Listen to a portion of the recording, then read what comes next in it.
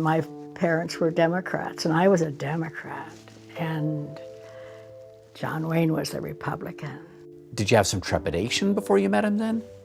I had trepidation about getting too close to him and ending up discussing politics. Right. And I was afraid I'd get to like him. Why did men secretly want to be arrested by Angie Dickinson? It wasn't just the uniform, it was the power. The confidence, the look that said she could take you down or take you home. From policewoman to late-night whispers in Rat Pack circles, Angie blurred the line between authority and fantasy. In this video, we're diving into the untold stories, steamy truths, and lasting legend of the woman who made handcuffs look like heaven. Stick around. A star who broke the mold. Angie Dickinson wasn't just another Hollywood beauty. She was something more dangerous and more unforgettable. When she took on the role of Sergeant Pepper Anderson in Policewoman in 1974, she didn't just walk into living rooms across America.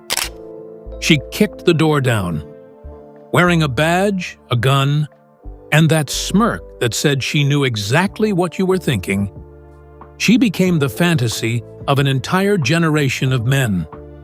She wasn't the helpless woman in distress. She was the authority in every scene, with every word. And that, more than anything, is what made men lean forward in their seats. They didn't just want to be with her. They secretly wanted her to arrest them, to be close enough to feel the click of the cuffs and the heat of her stare. She could walk into a room, one critic once wrote, and make every man in it forget how to breathe. But Angie's story didn't begin in a TV studio under bright lights. It started in a quiet prairie town, long before anyone knew her name. The making of Angie. Before she became a national obsession, she was just Angeline Brown from Cullum, North Dakota. Born in 1931, Angie grew up in a small town where her father edited the local paper and ran the town's only movie theater. She was just a little girl when that theater, her first window into Hollywood, burned down. "We cried for a week," she recalled later. That's how deep the dream ran. When the family moved to Burbank, California, Angie's world changed. She was smart, sharp, and driven. She won essay contests, graduated from high school early, and had no doubt she belonged somewhere bigger. After marrying football star Gene Dickinson, she took his last name, one she'd carry with pride even after the marriage ended. Her beauty caught attention. A local pageant turned into TV appearances, and soon, Angie was making the rounds in Hollywood. But she didn't just want to be pretty on screen. She wanted to matter. She once said, "I wasn't trying to be a star. I was trying to be in the room where it happened." And in no time, she was center frame, scene-stealing, unforgettable. The early years of fame. By 1954, Angie had made her TV debut on Death Valley Days. From there, she became a familiar face in westerns, noir thrillers, and war dramas. But she didn't blend in. She lit up every frame she was in, even when her lines were few. Whether in Gun the Man Down or opposite Dean Martin in Rio Bravo, Angie held her own with Hollywood's toughest leading men. Producers saw it. Directors saw it. Audiences couldn't take their eyes off her. "She could hold a shot longer than anyone," said one of her early co-stars. "Even when she wasn't speaking, she was acting, and you were watching." But it wasn't just her acting. It was her presence, her stillness, her timing. Angie had what the industry calls it, and Hollywood wanted more. As the 1960s dawned, she wasn't just a rising star. She was quickly becoming a fantasy made flesh. And nothing embodied that more than the part of her body that became iconic. Her legs. The legs that launched 1,000 daydreams. Angie Dickinson's legs were more than famous. They were practically their own celebrity. They were insured for $1 million and featured on magazine covers, billboards, and posters that hung on walls from dorm rooms to police precincts. But Angie always had a grounded take on her own beauty. "I loved being a sex symbol," she said in an interview, "but I didn't want to just be that. I wanted to be known for more than my legs." Still, there was no denying it. Angie redefined glamour. She wasn't soft or delicate. She was fierce and fast. Her image combined brains, confidence, and sensuality in a way that felt brand new. She became the woman you didn't just want to kiss. You wanted to chase, argue with, and then maybe lose to. And as her star rose, she found herself cast in a film with the man who ruled Hollywood nightlife. A man whose charm was the stuff of legend, and whose heart she would hold for years. Ocean's 11 and the Rat Pack, the coolest girl in the room. In 1960, Angie appeared in the original Ocean's 11, opposite none other than Frank Sinatra. On screen, she played his wife. Off-screen, their chemistry sparked a real-life romance that lasted on and off for more than a decade. Sinatra, who could have had. Almost any woman was captivated. "He had a way of looking at you like you were the only person in the room," Angie once said. "But I could look right back." And she did. She wasn't intimidated by his swagger. She matched it. They were seen together at Vegas shows, private parties, and quiet getaways. Friends said Angie was one of the few women Sinatra respected enough to not control. But their love, while deep, was never built to last forever. "We got close to marrying," she confessed. "But I didn't want to be someone's wife if it meant giving up who I was." Still, their story wasn't over. And neither was Angie's rise. Up next came even more powerful men, and whispers about the most powerful man in the country. Rumors, romance, and the Kennedy connection. After her whirlwind with Sinatra, Angie Dickinson found herself circling in even higher orbits, this time in the realm of politics and power. In 1960, she threw her support behind a young senator running for president, John F. Kennedy. On the campaign trail, Angie wasn't just a face, she was a presence. Charismatic, quick-witted, and undeniably captivating, she turned heads everywhere she went. And one of those heads, according to decades of rumors, belonged to JFK himself. Nothing was ever confirmed. Angie played it coy. "No comment," she'd say with a mysterious smile, but the speculation only grew louder.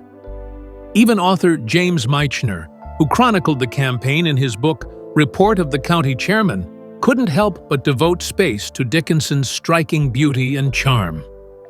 He called her a delightful girl to have aboard an airplane, praising her grace, humor, and low, raucous laugh. Behind closed doors, the whispers only got louder. One quote followed her for years. "It was the most exciting 7 minutes of my life." Whether truth or legend, it added another layer to Angie's allure.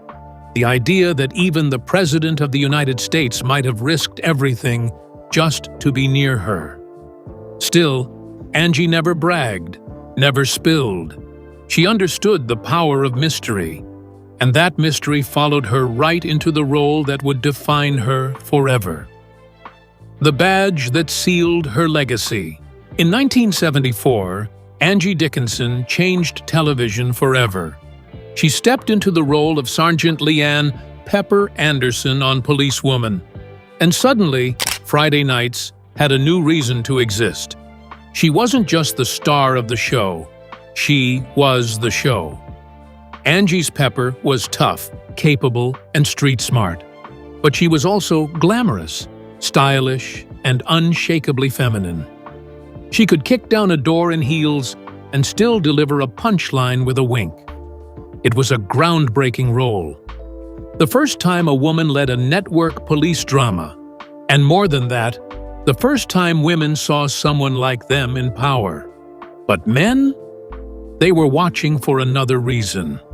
She didn't play a cop pretending to be sexy, one fan wrote. She was sexy because she was a cop. Angie's wardrobe helped. Silk blouses, pencil skirts, holsters. It was the fantasy uniform of a generation. And as much as critics tried to focus on her looks, the ratings didn't lie. The audience loved her, and she knew exactly how to play the game.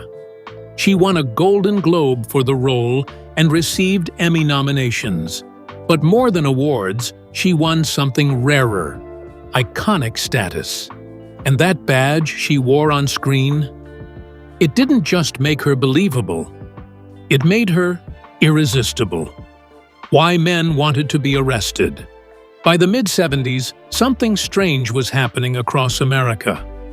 Every week, millions of men tuned in to watch Policewoman.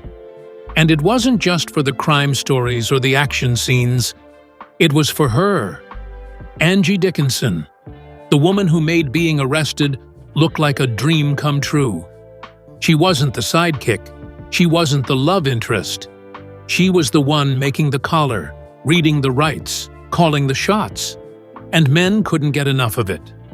There was just something about the way she carried herself, one fan recalled. Like, you knew you'd lose the argument and you'd thank her for it. She had command, not just over the scene, but over her own image. She was never cheap, never cartoonish. She walked the line between powerful and sensual like she'd drawn it herself. Critics noted it too.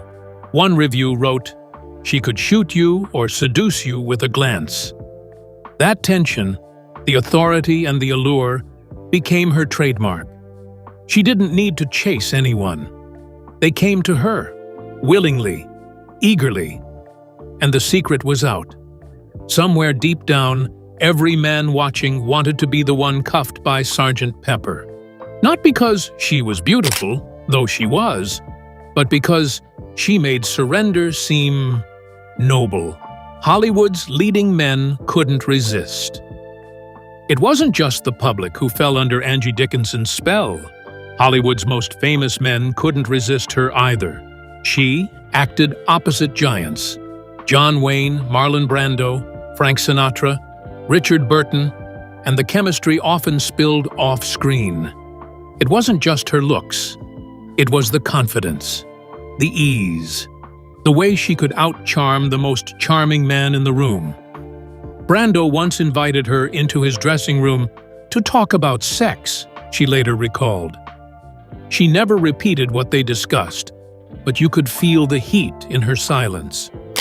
Richard Burton? She called him dangerous, in a way that didn't just apply to the roles he played. On the set of The Bramble Bush, his reputation for seducing co-stars preceded him. Angie knew the game. She just didn't always play by the rules. Then there was Johnny Carson. Their flirtation played out in front of millions, live on The Tonight Show. The banter, the sideways glances. Everyone watching knew, if anyone could steal Johnny's heart for good, it might have been Angie. Still, she never settled, never got tied down. She collected stories, not rings. And even the men who fell hardest for her stayed fans long after the flame faded. Which brings us to the one man she almost said yes to. The one she didn't marry. And why Frank Sinatra. Of all the men in Angie Dickinson's life, he was the one who got closest to forever. Their romance began in 1953, and over the next decade, they danced between friendship, flirtation, and full-blown love.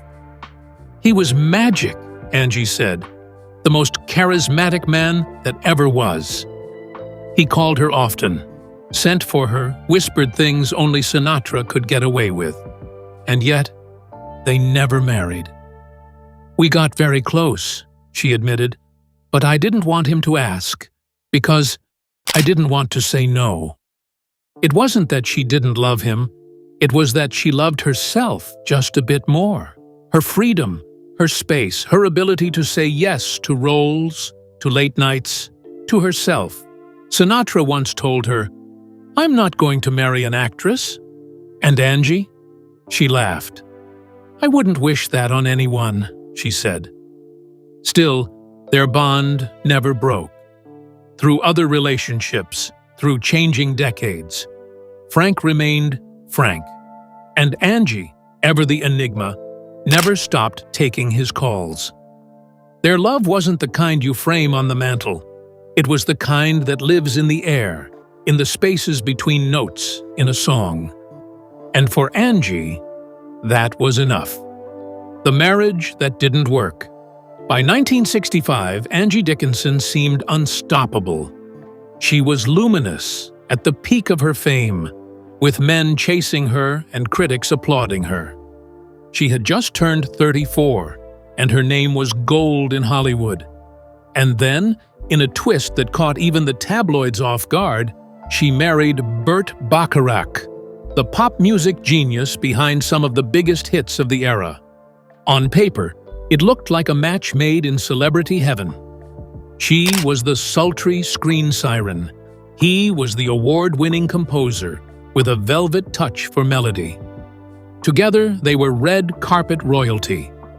Photos of the two graced magazines and society columns. They smiled at galas, mingled at premieres, and raised glasses at dinner parties with the Rat Pack and royalty alike. But the truth was far from those glossy snapshots. Behind closed doors, the fairy tale quietly crumbled. Angie, ever honest and unflinching, later admitted, "He never loved me. He had no respect for me." It was a devastating confession, and it wasn't said with bitterness. It was said with clarity. This wasn't a breakup built on scandal. It was a slow erosion, where indifference chipped away at what could have been. Burt, known for his brilliance, was also notoriously exacting. Perfectionism was his brand, and control was his comfort zone. That didn't leave much room for Angie's own fire, or her voice. The woman who could hold her own with John Wayne and Marlon Brando found herself sidelined in her own marriage. Still, she stayed. For nearly 15 years, they tried to make it work, or at least make it appear as though it did. "I think we were both lonely, in different ways," she once said. They had beautiful moments, sure, and perhaps, in between the silences and separations, there were flickers of real connection. But the foundation was never solid. Angie had spent a lifetime protecting her independence. In this marriage, that independence felt chipped away. Yet from that union came one of the most meaningful and heartbreaking chapters of her life, the birth of their daughter, Nikki. Born 3 months premature in 1966, Nikki arrived in the world fighting. Tiny, fragile, but full of spirit. She became the center of Angie's life. Everything else, the glamour, the scripts, the red carpets, faded into the background. For Angie, motherhood wasn't a role. It was her truth. But as Nikki grew, it became clear that she faced enormous challenges.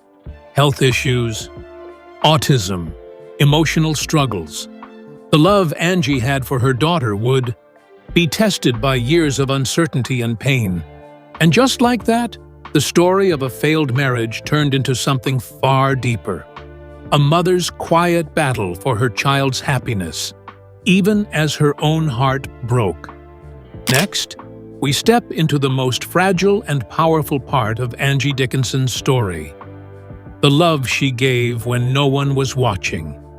Behind the glamour, Nikki Bacharach was born 3 months premature in 1966, and from her earliest days, life was an uphill battle. She suffered from chronic health issues and developmental struggles that were later diagnosed as autism. Angie, who had dazzled audiences on screen, took on her greatest role behind the scenes: caregiver, protector, advocate.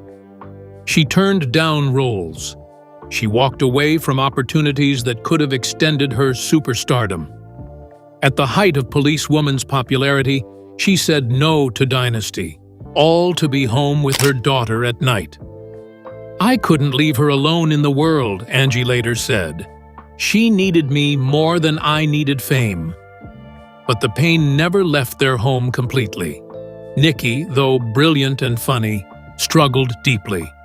As she grew older, depression shadowed her life. In 2007, at just 40 years old, Nikki took her own life. Angie was devastated. The sparkle that had defined her career dimmed. She withdrew from the spotlight, focusing on memories and mourning. "She was the love of my life," Angie told close friends. That sentence carried more truth than any Hollywood script could ever write. And yet, just like always, Angie kept moving forward, quietly, with grace, with strength that didn't need applause. Dressed to kill. Most actresses fade quietly with age in Hollywood. They're pushed aside, reshaped into grandmothers, background figures, or forgotten entirely. But not Angie Dickinson. She didn't fade, she shifted. She sharpened. And then she stepped back into the spotlight like a woman who never left. In 1980, at nearly 50 years old, when most of her contemporaries were being offered matronly roles or politely phased out, director Brian De Palma made a bold choice. He cast Angie in Dressed to Kill, a Hitchcock-inspired thriller that would forever redefine her legacy. And just like that, Angie made jaws drop all over again.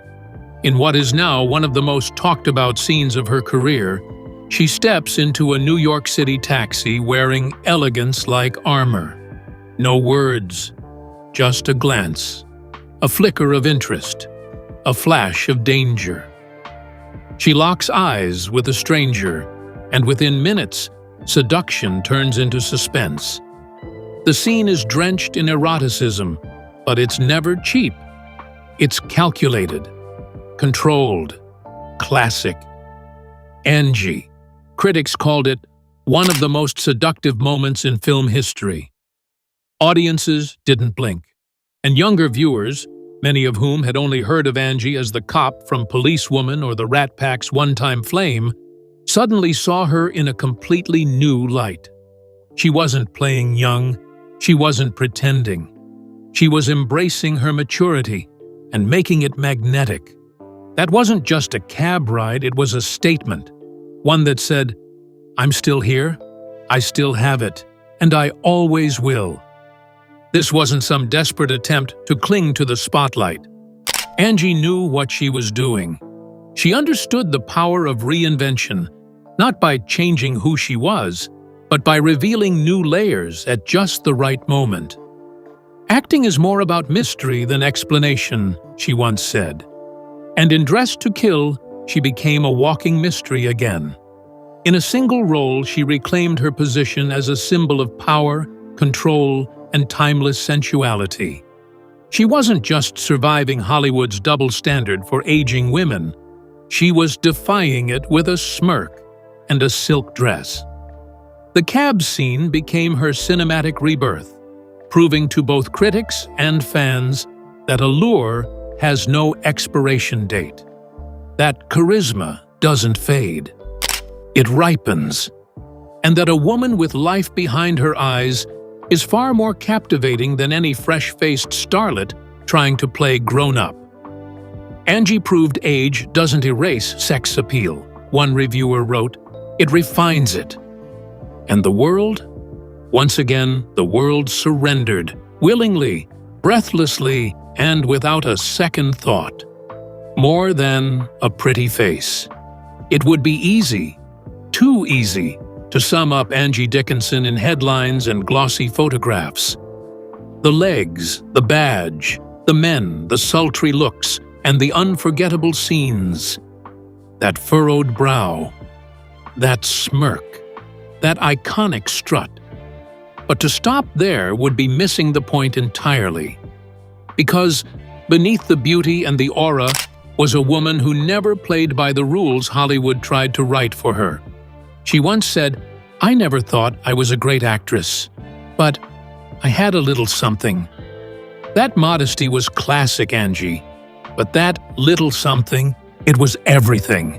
It wasn't just her looks, it was her timing, her mystery, her unapologetic refusal to shrink herself to make others comfortable. She didn't scream for attention, she didn't have to. When Angie walked into a frame, the room shifted. When she spoke, people leaned in. She wasn't chasing Meryl Streep's crown or Katharine Hepburn's gravitas. She didn't beg for prestige roles. She turned down plenty. Angie knew exactly what she wanted, and more importantly, what she didn't. She once turned down Dynasty, despite the show's mega popularity. Why? Because the role didn't speak to her. It didn't challenge her. It didn't respect her as a woman or performer. "I had no interest in doing a soap in shoulder pads," she later joked. What she did care about was autonomy. She wanted to move through life and the screen on her own terms, not defined by a man, a marriage, or a mold. And in doing that, she inspired a generation of women. Women who saw her not just as a beauty, but as bold, smart, uncompromising. She proved you didn't have to scream to be strong. That femininity and fire could live in the same woman. That you could wear heels and still stomp out expectations. She also reshaped how men saw women in power. In Policewoman, she didn't ask for authority, she owned it. She didn't flirt her way out of trouble. She stared it down and cuffed it. For men watching, she was thrilling, not just because of how she looked, but because of how much control she had. As she aged, she never clung to youth. She embraced it all, the lines, the losses, the lessons. She rejected the Hollywood illusion that a woman's worth fades after 40. "I've never wanted to pretend I was something I'm not," she once said. That's where real confidence lives. And when the world kept asking, who does she belong to? Sinatra? Brando? Burt? Angie made one thing crystal clear. She belonged to herself. Angie Dickinson was never just a pretty face. She was a storm in satin, a whisper with weight, a legend who didn't need to shout to be heard. And for those who were paying attention, she said everything, without ever having to say much at all. Why men still dream of Angie. Decades have passed. TV has changed. The stars have faded. But Angie Dickinson, she lingers. In memories, in fantasies, in the quiet sighs of a generation that never really got over her. Why?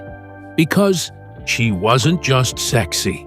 She was powerful. She didn't chase. She didn't beg. She made surrender look like the best idea you ever had. And deep down, every man watching her on screen, whether as a flirtatious card dealer, a steely police sergeant, or a mysterious stranger in a taxi, imagined himself saying, "Go ahead, arrest me." She made it feel safe to give in, safe to be vulnerable. She made strength seductive.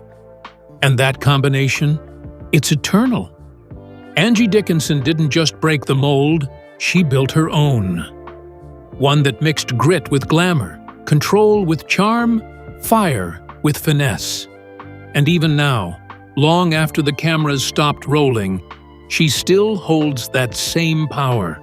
Because legends never fade. They simply change form. And Angie, She'll always be out there, somewhere in the glow of a flickering TV set, forever stepping into frame, turning heads, and making hearts race. One quiet arrest at a time. Angie Dickinson was more than just a screen siren. She was power, poise, and pure magnetism. From fame to heartbreak, she owned every chapter. If you enjoyed this journey through her iconic life, please hit like, subscribe for more Hollywood legends, and let us know your favorite Angie moment in the comments.